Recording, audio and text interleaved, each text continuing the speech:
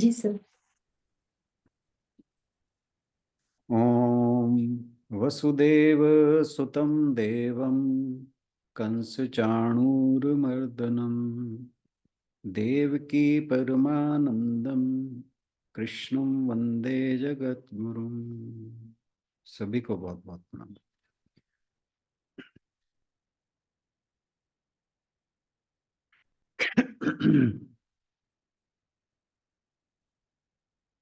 हमने श्लोक नंबर 4 तक किया था और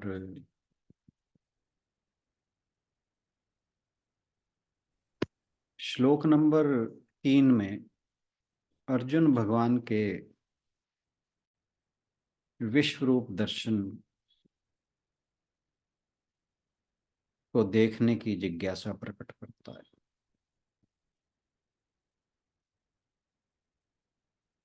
वे कहता है कि भगवान, जो आपने अपने बारे में जो कुछ भी कहा वो सब सब ठीक है, सब सत्य है, उसमें कोई संशय की गुंजाइश नहीं है।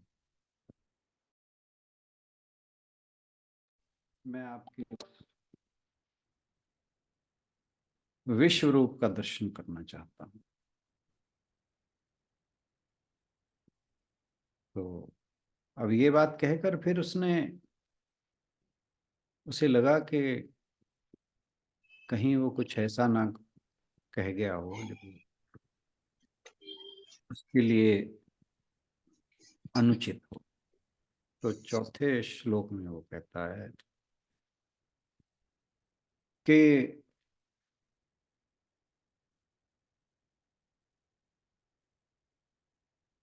हे भगवान, अगर आपको लगता है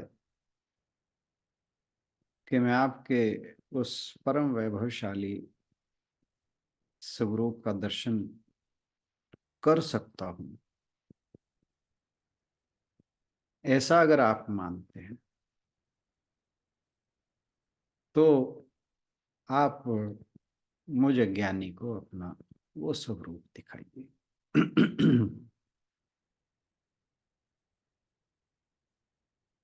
तो ये एक भक्त की प्रभु से अपने प्रेम की पुकार है। वो भक्त जो है वो भगवान के प्रेम में इतना डूब चुका है कि वो उनसे प्रार्थना करता है कि हे प्रभु, यदि आप मुझे पात्र मानते हैं तो अपना विश्व रूप दिखाइए। अब अर्जुन तो भगवान जी का परम परम प्रिय शिष्य था, उसके बाद कहाँ टालना।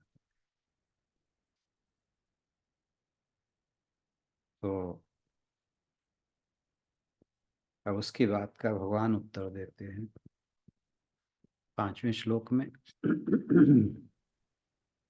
जिस पर हम अब चर्चा करेंगे।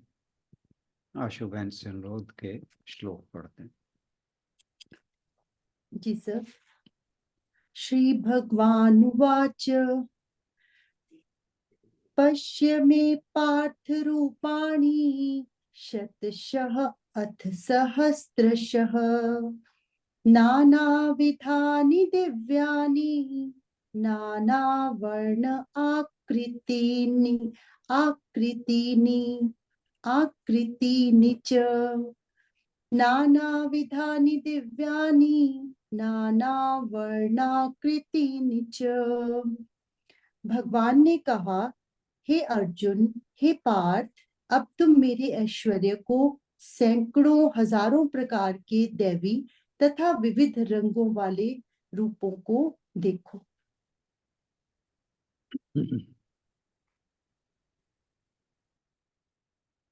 तो अर्जुन ने जो बहुत विनम्र होकर भगवान से प्रार्थना की, उसे सुनकर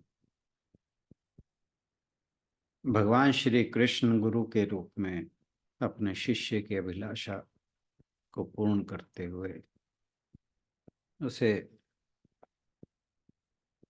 बड़े प्रेम से कहते हैं कि पश्य में पार्थ,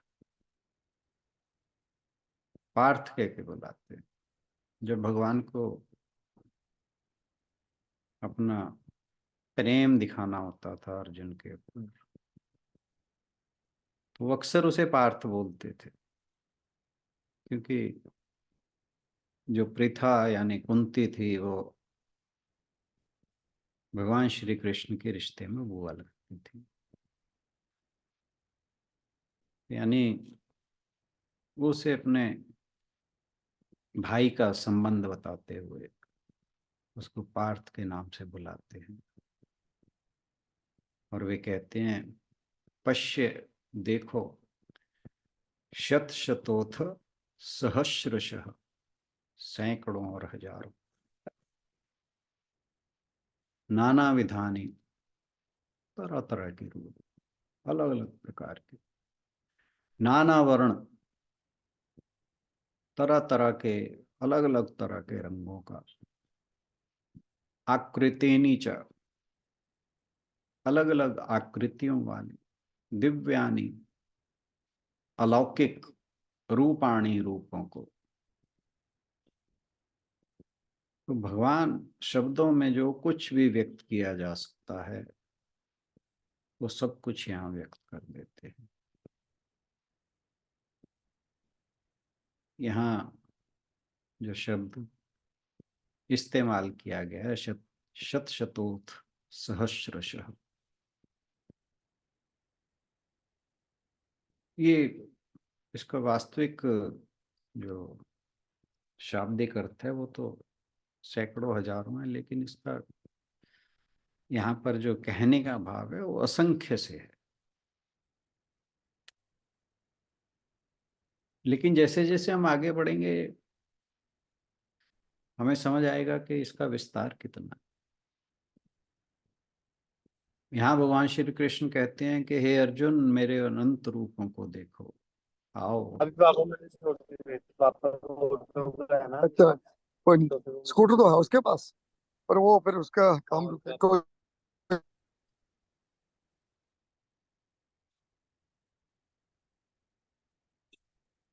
तो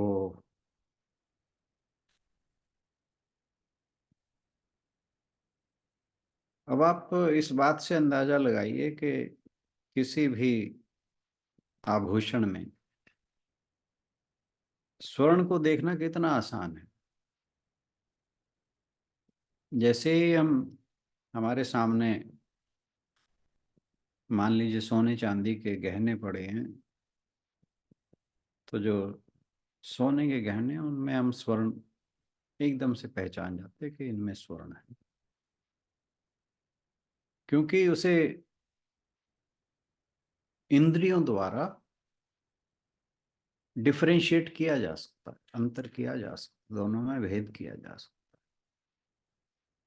इसका मतलब है कि वो इंद्रिय गोचर है।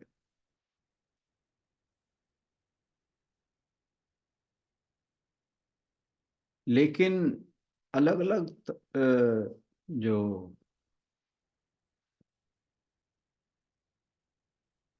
रंगों के सभी आभूषणों को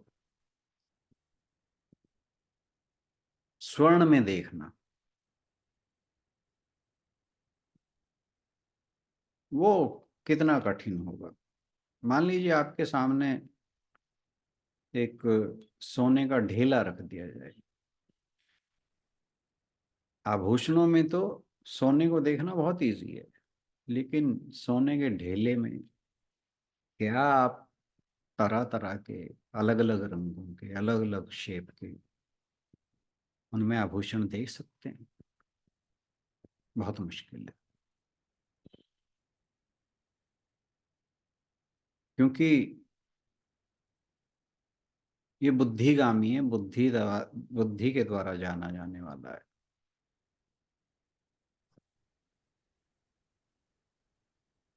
तो जो भगवान ने अर्जुन को कहा कि अब तुम मेरे सैकड़ों हजारों नाना प्रकार के वर्ण और आकृति वाले अलौकिक रूपों को देखो, इससे स्पष्ट हो जाना चाहिए कि भगवान जी क्या कहने वाले हैं, क्या कहना चाह रहे हैं। यहाँ भगवान जी एक काम और कर रहे हैं कि जो उनको साकार नहीं मानते, जो ईश्वर को साकार नहीं मानते, निराकार मानते, उनका भी खंडन कर रहे हैं। क्योंकि अगर ऐसा ना होता तो जब अर्जुन ने भगवान से प्रश्न किया कि आपके ऐश्वर्य रूप को मैं देखना चाहता हूं, तो भगवान तुरंत उसे मना कर देते, ये तो पॉसिबल ही नहीं है।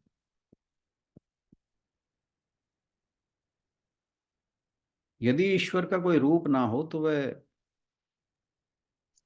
वायु और आकाश की तरह जड़ हो जाएगा। भगवान जो रूप दिखाते हैं वे प्रकृति के गुणों से परे, स्त्री पुरुष के भेद से परे दिव्य रूप है।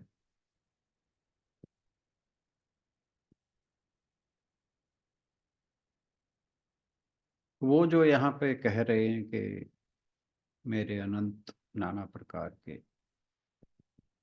अलौकिक, अलग अलग वर्ण के, अलग अलग रंगों के, अलग अलग आकृतियों के रूप को देखो, इससे वे इशारा करते हैं कि मैं नाना रंग नाना प्रकार का हूं, लेकिन फिर भी मैं इन सब में एक हूं।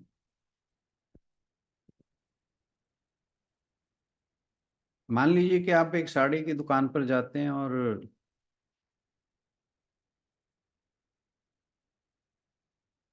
आप लाल रंग की साड़ी की बात कहते हैं उससे, तो जो दुकानदार है वो लाल रंग के इतनी आपके सामने तरह तरह की साड़ियां खोल देगा ताकि जो ग्राहक है वो समझ जाए कि इसके पास बहुत बड़ी रेंज है। हालांकि भगवान श्री कृष्ण को जिन रूपों के बारे,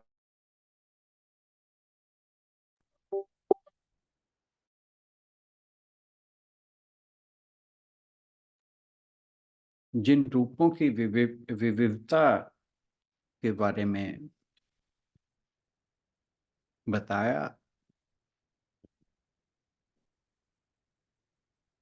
वो सबको दिखाने को तैयार थे।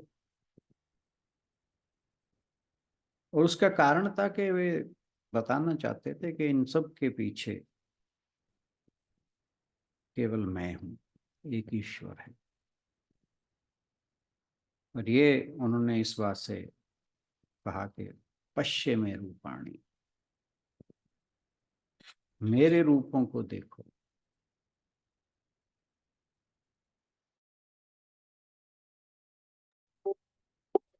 तो भगवान जी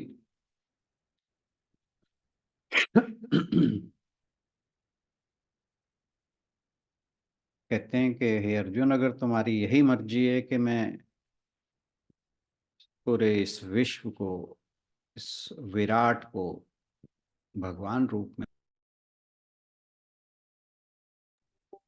लेकिन ये जो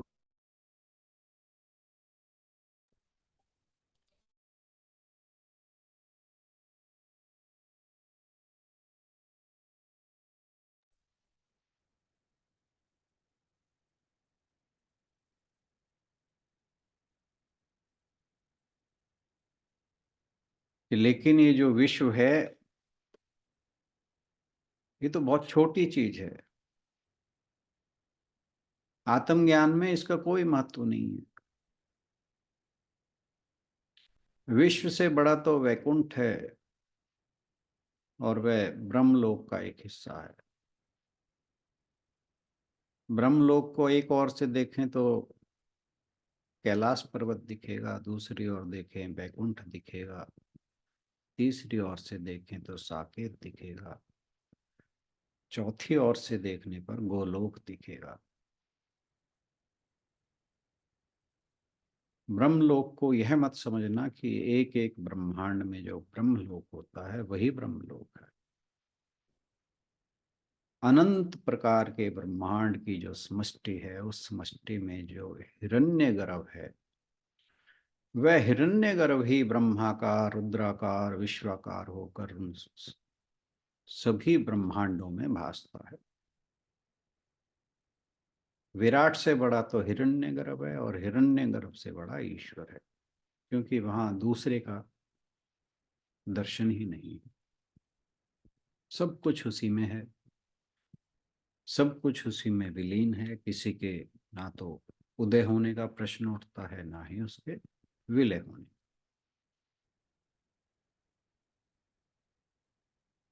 इसीलिए भगवान के सभी अवतार दिव्य हैं। तो जो लोग ये कहते हैं कि ईश्वर है पर उसका आकार नहीं है, या जो लोग कहते हैं कि ईश्वर है वो निराकार नहीं है, तो ये दोनों लोग, जो दोनों प्रकार के लोग हैं, इनसे बचना चाहिए। आपको ध्यान होगा, ईशावास्य उपनिषद, सूत जी कहा करते, सूत जी ने कहा था एक बार, मैं कई बार सुना है कि वो ईशावास्य उपनिषद उन्होंने आपको पहले कराया था। तो उसके अंदर भी ये बात आई कि जो लोग कहते हैं कि ईश्वर केवल साकार है, वे मूर्ख हैं, और जो कहते हैं कि केवल निराकार है, वो उससे भी बड़े मूर्ख। तो ऐसे दोनों प्रकार के लोगों से बचना चाहिए। कहने का भाव क्या हुआ कि वो सर्वशक्तिमान, सर्वज्ञ, सर्वव्यापक, जो इस इतने बड़े विराट के रूप में, जगत के रूप में भास रहा है, वो एक चींटी से लेकर हाथी का रूप धारण कर सकता है। सूक्ष्म से सूक्ष्म, फिर सूक्ष्म से सूक्ष्म में अमीबा तक आ जाएंगे, और बड़े से बड़े में हम अगर जाएं तो डायनासोर तक आ जाएंगे। यानी वो कोई भी रूप धारण कर सकता है।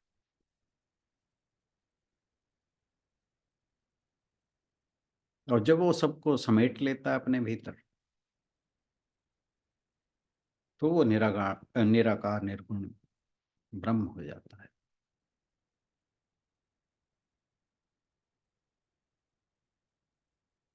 तो हमें इस बात को हमेशा ध्यान रखना चाहिए। अब संत ज्ञानेश्वर इस श्लोक को किस प्रकार अपने शब्दों में कहते हैं, उसको भी हम एक बार नजर डाल लें तो वो एक अलग ही दृष्टिकोण से कहते हैं। वे लिखते हैं कि भगवान श्री कृष्ण ने कहा, हे अर्जुन, तुमने ये कहा था कि मुझे केवल विश्व रूप ही दिखाओ, परंतु यदि मैं तुमको केवल वही विश्व रूप दिखाऊं तो इसमें कौन सी बड़ी बात है। मेरे विश्व रूप में जो जो वस्तुएं भरी हुई हैं, वे सभी तुम इस समय देख लो। देखो इनमें कितने नाना प्रकार के आकार रूप हैं, आकार हैं और रूप हैं।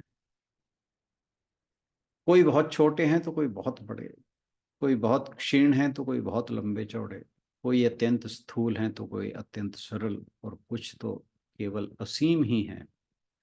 कुछ तो बहुत अवश्य हैं जिनसे अपना आप भी नहीं संभाला जाता। कुछ बिल्कुल गरीब और सीधे साधे हैं, कुछ चंचल तो कुछ निश्चल, कुछ विरक्त हैं तो कुछ ममतापूर्ण, और कुछ अत्यंत तीव्र प्रेम से युक्त हैं। कुछ सुप्त हैं तो कुछ सावधान, कुछ छिछले हैं तो कुछ गंभीर, कुछ उदार हैं तो कुछ कृपण, और कुछ क्रोधी हैं। कुछ शांत हैं तो कुछ अभिमान से पूर्ण, कुछ निर्विकार हैं तो कुछ आनंदित, कुछ गरजने वाले हैं तो कुछ मौन, और कुछ मिलनसार हैं। कुछ सकाम हैं तो कुछ विषयी, कुछ जागे हुए हैं तो कुछ सोए हुए, कुछ संतुष्ट हैं तो कुछ लोभी, कुछ समाधान युक्त हैं, कुछ सशस्त्र हैं, कुछ शस्त्र रहित, कुछ अत्यंत भयंकर हैं तो कुछ अत्यंत स्नेहपूर्ण, कुछ भीषण हैं तो कुछ विलक्षण, और कुछ समाधि में ही मग्न हैं।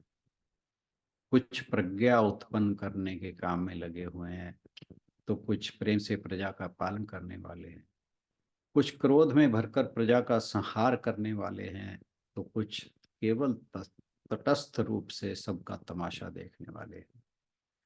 ऐसे अनेक प्रकार के असंख्य रंग भी एक दूसरे से भिन्न हैं। कुछ तो मानो तपाए हुए खरे सोने के समान जान पड़ते हैं, कुछ बिल्कुल पीले रंग के हैं और कुछ एक के सर्वांग सिंदूर पोते हुए आकाश के समान सुशोभित हो रहे।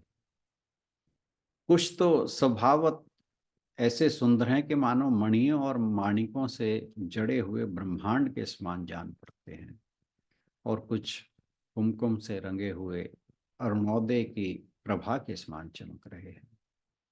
कुछ स्वच्छ स्फटिक के समान निर्मल हैं, कुछ इंद्र नील मणि के समान नीले हैं, कुछ काजल के समान नितांत काले हैं और कुछ लाल रंग के हैं।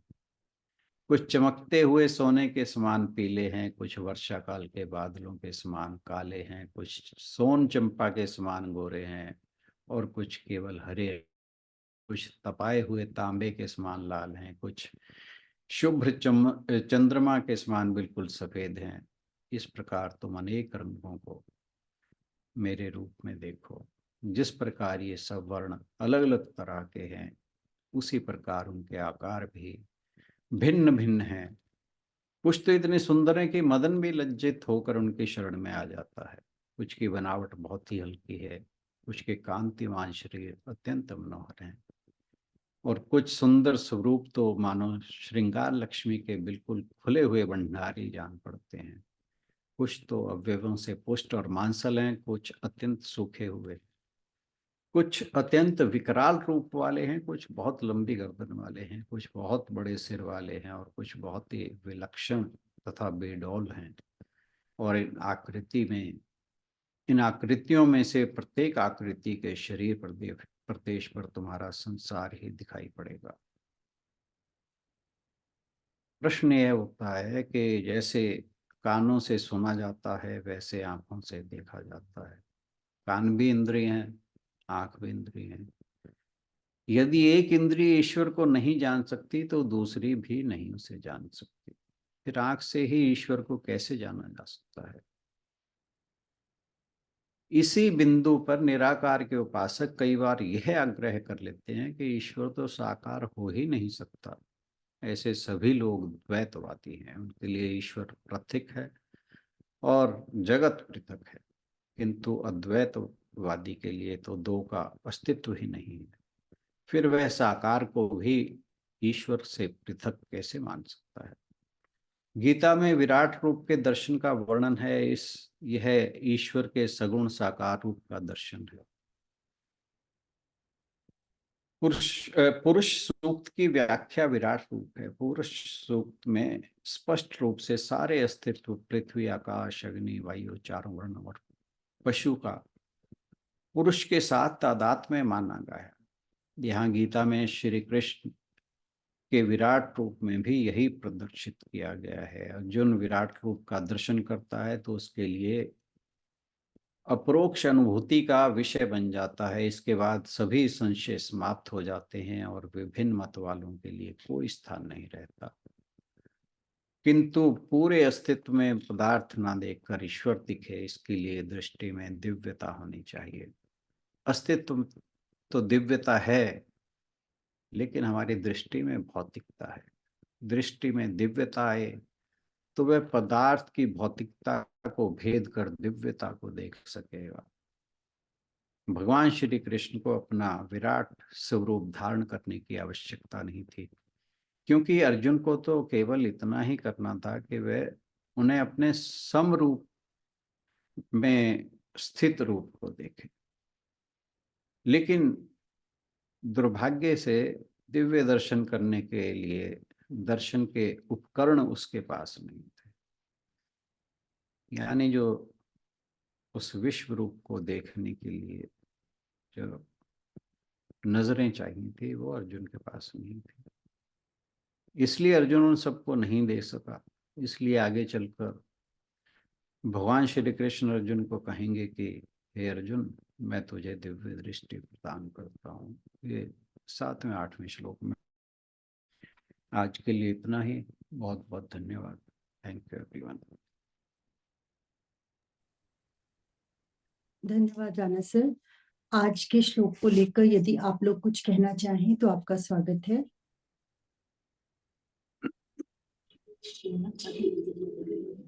जय श्री कृष्ण जी। जय श्री कृष्ण। हाँ जी, जय श्री कृष्ण जी। जय श्री कृष्ण। जय श्री कृष्ण। जय श्री कृष्ण जी। असल में आज एक तो आपने बहुत शानदार मनु समझाया हो, वो परमात्मा के विश्व रूप दर्शन हमने गीता में तो करते रहे हैं। आज समझाया ना जो इनकी बड़ा आदमी छोटा आदमी कितनी मतलब हर चीज हर टंगल समझाई, बहुत अच्छी लगी है। मतलब रूप उनके आपने जो अपने मुख से बताया ना जी, वो हमें बहुत वो लगा। और सुनने का भी बताया भूषणों का। ठीक है, डली का नहीं पता चलता, भूषण में सुनियार एकदम देख लेता है। डली को पिंगला आके आप कुछ करके ही देखेगा, बाकी वो मतलब सुनियार जो जाते हैं ना शराब, उसको भूषणों को एकदम देख के पहचान लेता है वो इसमें इतना है। मतलब बहुत विश्व रूप दर्शन बहुत अच्छे कराए जी आपने। बहुत पहले मतलब पढ़ के छोड़ देते, चलो जी 10 बुझाएं ये, मतलब मेरे रूपों को देख, अनेक रूप हैं। मतलब आज आपने समझाने करके समझ में आ गए। बहुत जी, जय श्री कृष्ण जी। बहुत जय श्री कृष्ण। Thank you. ये तो संत अभी ज्ञानेश्वर तो के। शुरुआत है, मैंने कहा अभी तो शुरुआत है, अभी तो हाँ, रूप देखना बाकी है। भगवान जी तो क्या क्या दिखाएंगे अभी देखेंगे। बहुत ही अद्भुत होने वाला है ये अध्याय। और जैसे जैसे हम अगले श्लोकों की ओर बढ़ेंगे, बहुत कुछ देखने को मिलेगा, बहुत कुछ जानने को मिलेगा। कोशिश करेंगे कि हम भी अर्जुन के साथ उस विश्व रूप को देख सकें। चलो साकार ना सही, लेकिन अपने जो बुद्धि है उसके द्वारा जो कहा गया है उसके हिसाब से तो कम से कम देख ही सके। तो अभी बहुत सर कुछ देखने को। जब आप वर्णन करेंगे तो ऐसा लगेगा साकार ही है। जैसे भगवान की इच्छा। Thank you. कोशिश तो रहेगी, बाकी जैसे अब क्या पता भगवान की क्या मर्जी है। लेट अस सी उनका क्या अनुग्रह होता है, क्या पता किसी के साथ क्या हो जाए। You never know. Hariom sir. Hariom ji, Hariom. Sir जितनी सिंसियरिटी के साथ हम सुनेंगे, आप जितनी सिंसियरिटी से बताते हैं, अगर हम उतनी सिंसियरिटी से सुनेंगे तो हमें जरूर दर्शन होंगे। और हम ये सोच के चले, आपने जो कहा कि किसके साथ क्या हो जाए, तो ऐसे तो हमें नेक्स्ट मोमेंट का ही पता नहीं। तो ऐसे सोच के तो फिर हम, ठीक है, हमें सोचना चाहिए कि लेट हो सकता है ये हमारा लास्ट मोमेंट हो, लेकिन उसको सोच के हम अपनी जिंदगी तो नहीं निकाल सकते ना। तो नहीं इसलिए मैंने। हम इस लाइन पे नहीं सोचेंगे, हम ये सोचेंगे कि हमने उनके हाँ, हाँ, हाँ। साकार दर्शन आपके थ्रू करने ही करने हैं। आपने मैं करवाने हैं, हमने करने हैं, बस एज मैं स्ट्रेट एज दिस। मैं मेरे आप ख्याल मैंने से राणा जी का ये भाव नहीं था। राणा जी का कौन ये कहता है? भाव था कि मैं वही कहना। शायद आप साक्षात भगवान के रूप को अनुभव करेंगे। हाँ, मैं ये कह रहा था, हाँ, कि किसके साथ क्या हो जाए का मतलब है ना जाने किसको भगवान के दर्शन हो जाए। कोई हाँ, भी ये अनुभूति बात हो है। जाए किसी भी रूप बट में। हम ये सोच फिर हम ये सोच के चले कि हम जी, बिल्कुल सिंसियरली अपने आप को प्रिपेयर करके बैठे, यस, ताकि यस, हम यस। उसको उसी हिसाब से ले सकें और हम समझ सकें। बस आप बैठ जाएं आंखें बंद करके और कोशिश करते हैं, देखते हैं भगवान करते हैं अनुग्रह कि नहीं। नहीं तो हमें नहीं कह सकते, भगवान तो अनुग्रह करते ही। हम ना की क्यों बात करें। मतलब अगर हम वैसे देखेंगे तो मतलब अब हम इस आप जिस तरीके से आप दिखा रहे हैं, इस तरीके से हम देखेंगे तो हम उसको बहुत आराम से देख पाएंगे। अदरवाइज तो कुछ एक श्लोकों में तो उनको उनका रूप इतना मतलब उन्होंने खुद ही कहा है कि मतलब तुमने मेरा इतना मतलब खतरनाक रूप जिसको बोलते हैं, इतना ऐसा रूप तुमने मेरा देखा। वो बोलते हैं ना आगे एक श्लोक में अर्जुन कि बोलो, अर्जुन। ओर्मी मदे ममेदम, तो ऐसा रूप तुमने मेरा देखा। तो मतलब खुद से अगर हम देखेंगे तो हो सकता है कि हम क्लैरिटी ना हो हमें, होगी, हम थोड़ा होगा। वो हो जाए मैं कि मैं बहुत अक्सर ध्यान जब रखें। मैं अक्सर जब भी इस चैप्टर को पढ़ता हूँ तो मैं तो बहुत भाव विभल हो जाता हूँ। तो क्योंकि मैं बहुत ही अक्सर, विशाल रूप है, हाँ, बहुत ही विशाल रूप है। एक एक श्लोक में जैसे वो बताते हैं इतना विशाल और हाँ, बहुत ही विशाल रूप। तो कल और परसों, वैसे तो मैं आज छठा श्लोक भी लेना चाह रहा था। मैं चाह रहा था छठा सातवां, नहीं, पांचवा छठा और छठा सातवां, पांचवा छठा और सातवां आठवां, ये 2 दिन में हो जाए, फिर उस विश्व रूप के ऊपर हम हाँ, चलेंगे। But let us see, let us see. 9th के बाद शुरू होगा सर वैसे तो। हाँ, 9th से शुरू होगा। हाँ नौवें जी, से शुरू होगा। हाँ जी, 9वें से शुरू होगा। हाँ, संजय उवाच। यस।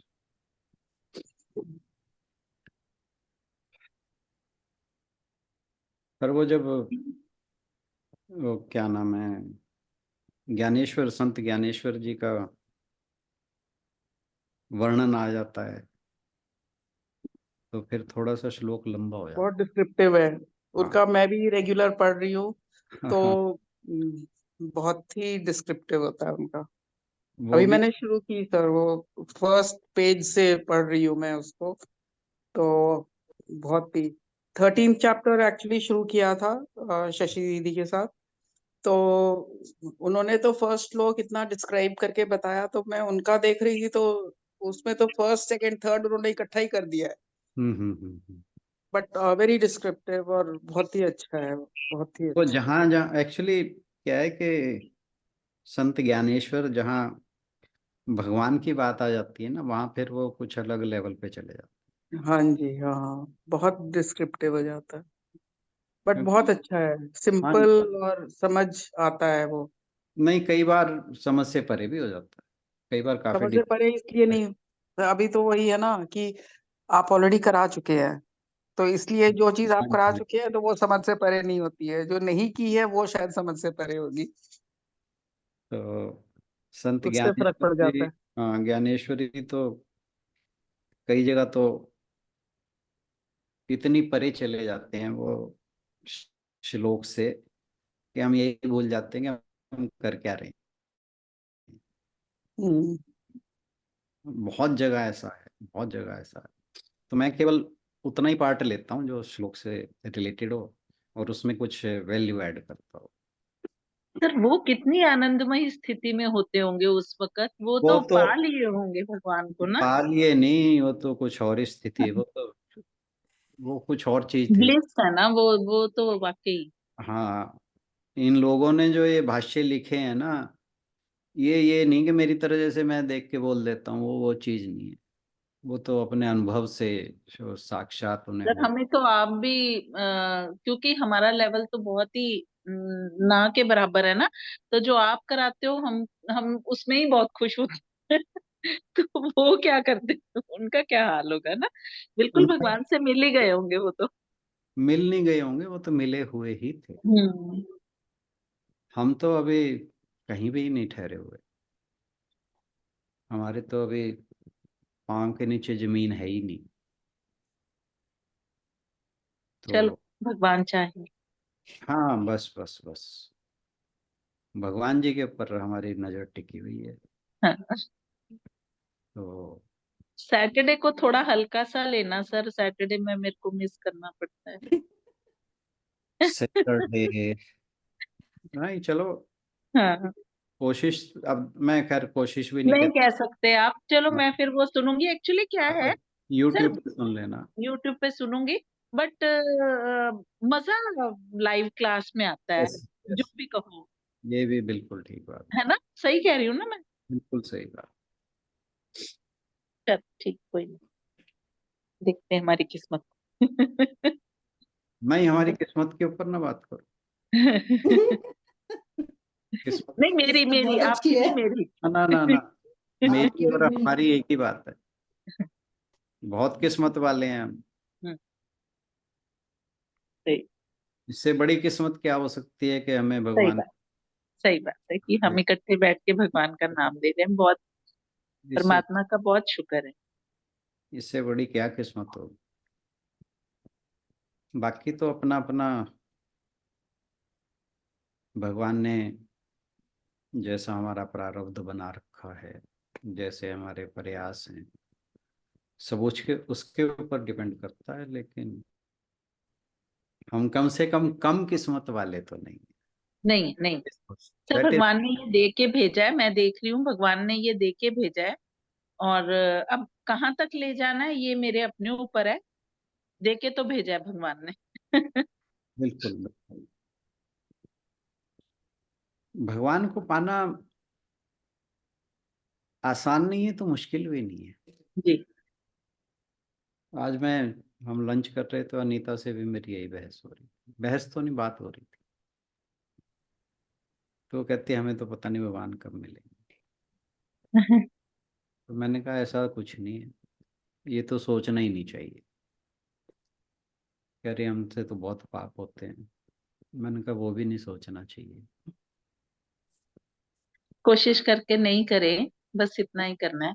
हाँ, बाकी नहीं देख करें। भगवान जी देखें। बात ये है कि हमें वर्तमान में कुछ गलत नहीं करना है। हाँ जी। अतीत में कुछ हो गया है तो उसके बारे में चिंता नहीं करनी, हम्म।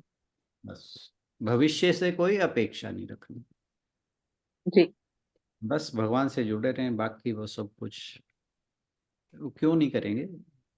इतने दुनिया के बिल्कुल लाखों बिल्कुल। करोड़ों को उन्होंने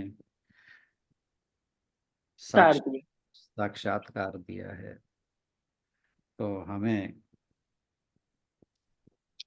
एक पॉजिटिव माइंडसेट से तो रहना ही चाहिए कि हमें भी देंगे, क्यों नहीं देंगे। जी। जिद करनी आनी चाहिए, पूरी तो हो ही जाएगी। Yes yes yes, that's true. यही एटीट्यूड हमारा होना चाहिए कि नहीं होंगे। हम अपने यही देखते रहे कि हम पापी हैं तो फिर तो कभी होंगे ही नहीं। हम तो ये कहें कि हम भगवान के हैं, हम जब भगवान के हो गए फिर पाप पुप जो है वो सब भगवान के हैं, हमारे नहीं है। वही बात है सर कि जब ये कह देना कि अब आई एम डन, भैया अब जो करना है आप कर लो, तो भगवान जी कहेंगे हाँ मैं शुरू करता हूँ, तेरा हो गया ना, अब मैं शुरू कर लेता हूँ, पहले तो तू ही हीरो बन रही थी। हाँ, जब हम ये सोचते हैं ना कि हम कर रहे हैं बस, फिर वहां गड़बड़, फिर भगवान जी वहां से साइड हट जाते हैं। जब कहते हैं कि तुम कर रहे हो हाँ। तो फिर वो जो कहते हैं ना, फिर वो जैसे अर्जुन के सारथी बने थे, तो फिर वो हमारा रथ वही चलाने लगते हैं।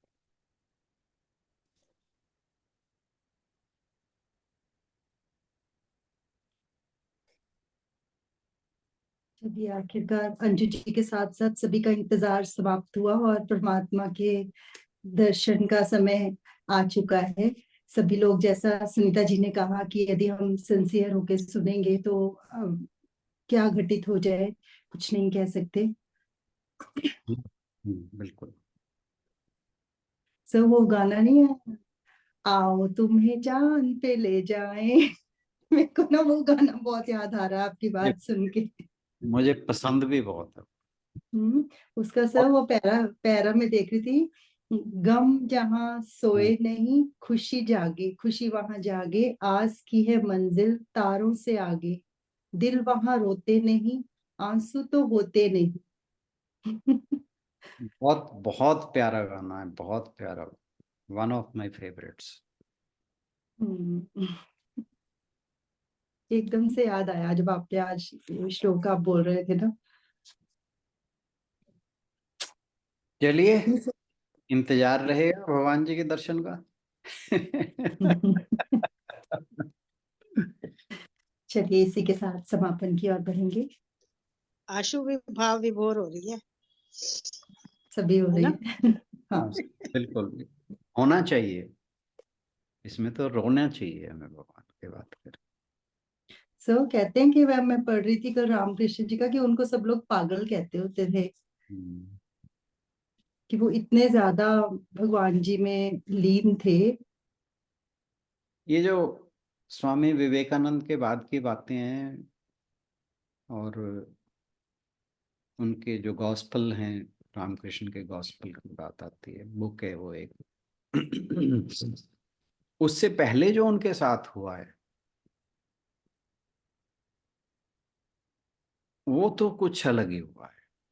वो जाने क्या क्या हुआ है उनके साथ, मैंने कहीं सुना है, पता नहीं पढ़ रहा था मैं कहीं। वो तो मतलब जंगलों में पागलों की तरह घूमे हैं। रामकृष्ण जी। हाँ, और पता नहीं वो कई कई दिन बिना खाए पिए समाधि में पागल हो रहे हैं। मतलब उन्हें खुद कई बार ऐसा लगता था कि भी जैसे मैं मर गया हूँ। बहुत अजीब अजीब से उनके वो हैं, क्या नाम, एक्सपीरियंसेस। ये जो हमें बड़ी अच्छी अच्छी सी बातें लगती हैं बाद में कि जी रामकृष्ण जी ने विवेकानंद को ये कहा, मास्टर एम को ये कहा, उनके एक दो और थे उनसे ये बातें हुई, ये सारी बातें तो बाद की। और इनमें ये बातें करते करते भी वो कई बार जैसे कोई लोग भजन वगैरह गा रहे होते थे माता काली के मंदिर में, तो वो वहीं बैठे बैठे ही समाधिस्थ हो जाते थे। उनको पता ही नहीं था लगता उनके आसपास वालों के हो क्या रहा। ये कुछ अलग तरह के लोग, रमण महर्षि हुए, ये रामकृष्ण परमहंस हुए, फिर ये जो साउथ में थे कुछ लोग, तुकाराम जी थे, नामदेव जी थे, संत ज्ञानेश्वर जी थे, इनके भाई और गुरु निवृत्तिनाथ जी थे, इनकी बहन को भी जो था आत्म साक्षात्कार हुआ। रामकृष्ण जी के सिस्टर को। हाँ ये जी, तुकाराम जी के। संत ज्ञानेश्वर, ओके। संत ज्ञानेश्वर के जो गुरु थे उनके अपने बड़े भाई थे निवृत्तिनाथ। तो मेरे ख्याल ये चार बहन भाई थे, पता नहीं तीन थे, तीनों, तीन का तो मुझे ध्यान है, तो चौथा तीन है। तीन का ही था। हाँ हाँ। तो तीनों बालक जो थे ये अलग ही तरह के थे।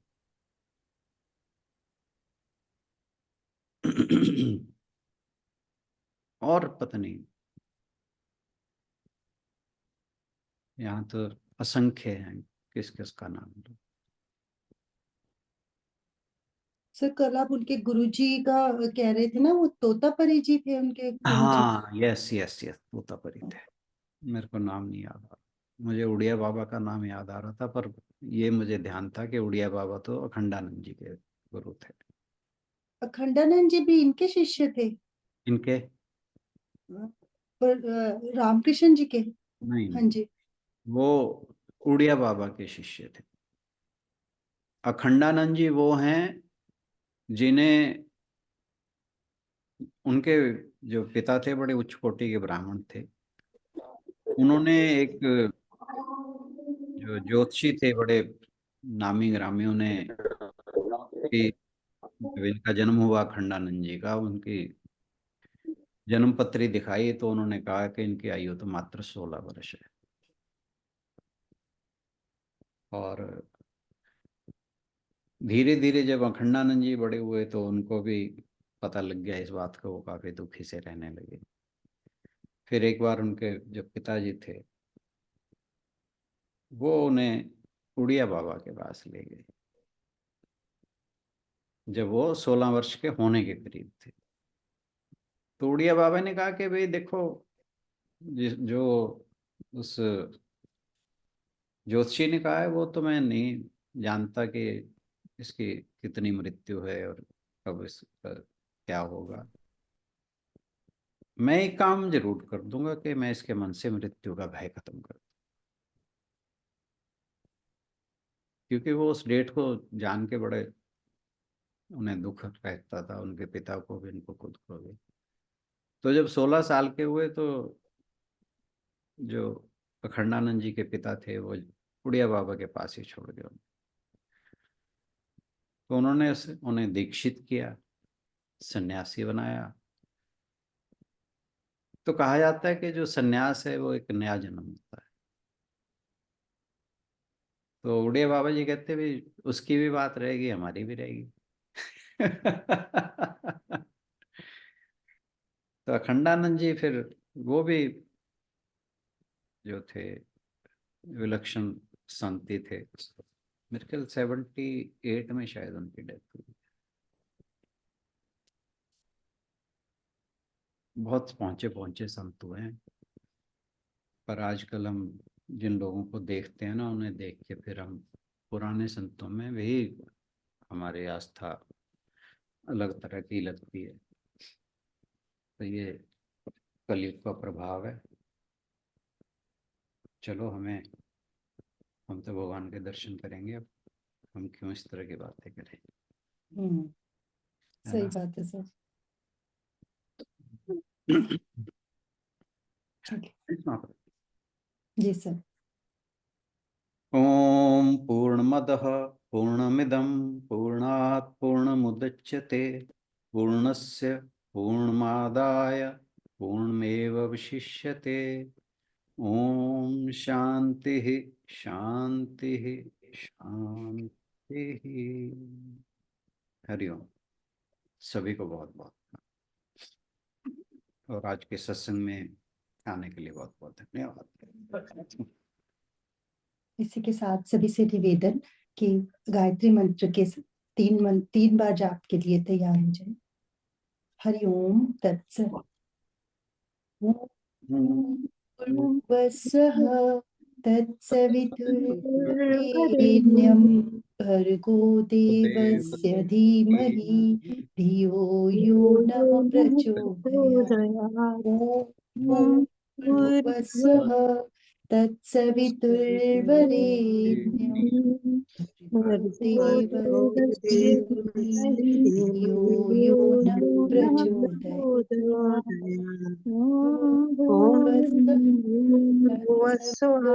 तत्सवितुर्वरेण्यं भर्गो देवस्य धीमहि धियो यो प्रचोदयात्। ओम शांति शांति शांति। चलिए, सभी का आज के सेशन में शामिल होने के लिए बहुत बहुत धन्यवाद। कल मिलते हैं अगले श्लोकों के साथ। Thank you everyone.